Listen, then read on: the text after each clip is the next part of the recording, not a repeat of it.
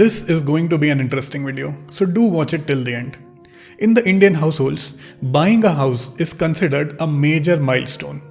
This is the next logical step after you have a stable source of income. So in today's video, let's find out if you should buy a house or is renting a better option.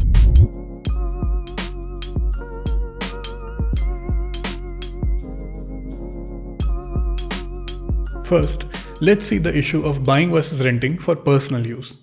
In India, many people lean towards buying a house.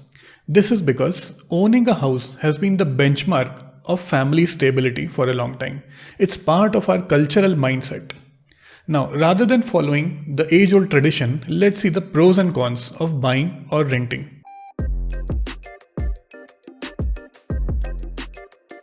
Number 1. Building an asset. This is the most common argument you will ever hear. The amount you pay for rent can be used as the EMI for buying an asset that will be with you for your life. Number 2. Tax benefits. You can get a tax reduction of 2 lakh rupees on the interest portion for the self-occupied home under Section 24 and additional 1.5 lakh rupees benefit under Section 80C for the principal part of it. Number 3. No landlord issues. You won't have to suffer the whims of the landlords when it comes to maintaining the house and argue over who will pay for the repair and maintenance charges. And number 4, emotional security. Having one's own house provides peace and mental stability and the freedom to keep it as per one's own wish.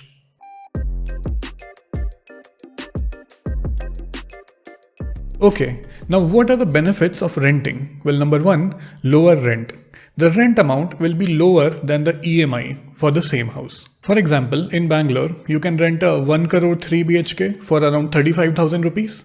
But the EMI for the same, with 40% down payment at 8% interest for 30 years, will be around 45,000 rupees every month.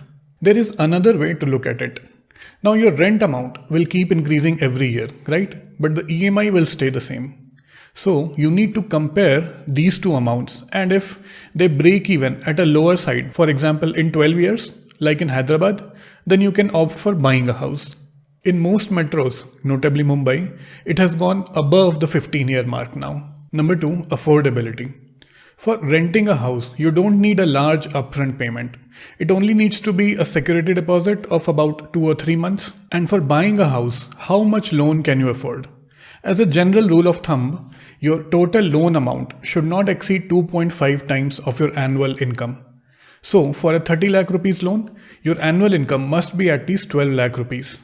And the loan payment EMI should not exceed 25 to 30% of your net income. So that means for an EMI of 30,000 rupees every month, your net income after taxes should be at least 1 lakh rupees per month. Number 3, you don't have to worry about paying the property taxes and parking charges and others.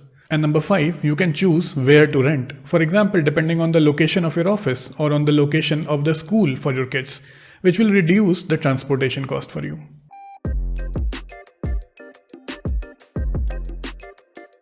So, when should you buy a house? What is the summary? Well, you need to be mentally prepared for it. Only buy a house when you can afford the down payment and the monthly installments comfortably. This decision will stay with you for at least 30 years of your life. So buy a house when you have good savings, high credit score, income stability, and the clarity to stay in one place. Don't buy a house just because your parents are asking you to, or because you have some extra money lying around, or the interest rate is going down. Buy a house when you are ready. The benefit of owning versus renting is also dependent on the market conditions. So in a rapidly rising real estate market, owning makes more sense. But when the rates are stagnating, property prices are not appreciating, renting makes more sense.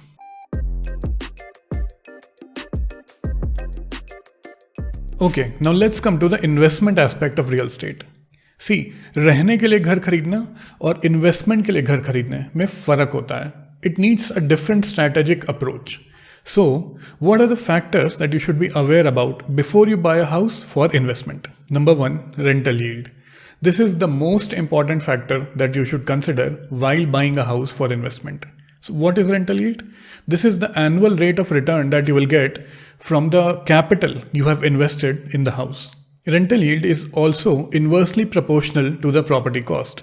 So that means the lower the property value, the higher will be your rental yield in most of the cases. This also implies that the lower or the mid-segment projects will fetch you better returns than high-ticket purchases. However, a lot of the probability of this happening also depends on the location of the project, the brand of the builder, the amenities offered, and the level of maintenance. And how do you calculate this?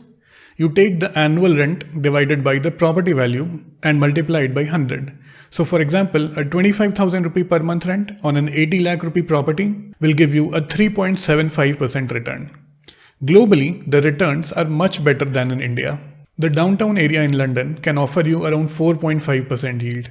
Dubai and Bangkok offer around 5.3 to 5.5% yield. Housing yields in India are comparatively lower compared to the international market. In Delhi NCR, you can get around 3% return. In the Mumbai metropolitan region, you will get around 2.75% return. In Bangalore, you can get around 3.3% return. But the average is around 2.7 to 3% in India. In countries where the yield is higher, interest rate tends to be lower, which means that the opportunity cost of renting is not very high. And this is exactly opposite in India. Many of you will take it easy if you have a rental income coming in every month. This is our RIR, it's not less. And you would expect that the prices will increase. But this has not been the case for a long time. The property prices have only increased negligibly across the country for close to a decade now. In reality, just looking at the absolute number of 3.6 lakh is not the right way. You can even earn this from the bank FD. The annual rental yield is only 3.6% in this case. And after paying the property taxes, repairs and maintenance, and the income tax on this rent amount, what is left over is only the half of the rent amount. If you would have invested this 1 crore rupee in a bank FD at 6%, you would have definitely gotten more than the 3.6 lakh rupee rent per year. You see, the return from the properties are rather low. And let's see what are the other hassles involved with buying a property. Number 2, illiquid market. The real estate market is highly illiquid. Even in good times, finding a buyer can be difficult and it can take 6 months to even a year, and you may still not get the best price that you want. And number 3, litigation. As an investor, the last thing you would want is to see your property get caught up in a legal dispute or litigation. In Indian courts, this litigation can go on for a number of years. And in some cases, you may need to pay some amount which can go in lakhs of rupees under the table as well. This is only going to bring down your return on investment.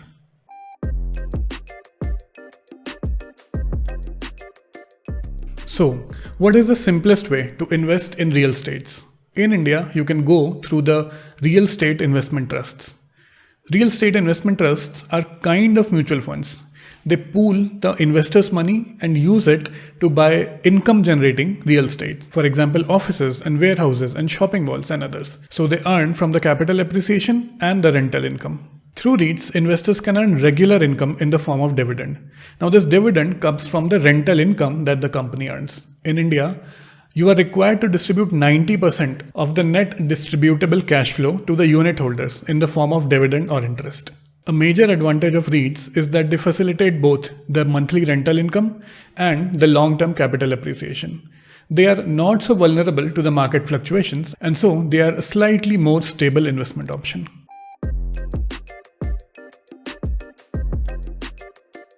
Currently, there are 3 listed REITs in India: Mindspace, Brookfield and Embassy. And all 3 are well-managed trusts with strong balance sheet and similar growth opportunities in the long term. But let's compare these anyway. Embassy REIT has the highest dividend yield and the highest occupancy rate. Mindspace REIT distributes the highest amount as dividend, which is around 90% of their total distributable income. Brookfield and Embassy are more focused on the Delhi NCR and Bangalore region, while Mindspace is kind of evenly spread around 4 metros. The top tenants in all 3 REITs are from the technology domain. However, it makes sense to have a sector-level diversification as well. So, Embassy has the highest diversification in these. Embassy REIT has more diversified occupants, followed by Mindspace and Brookfield.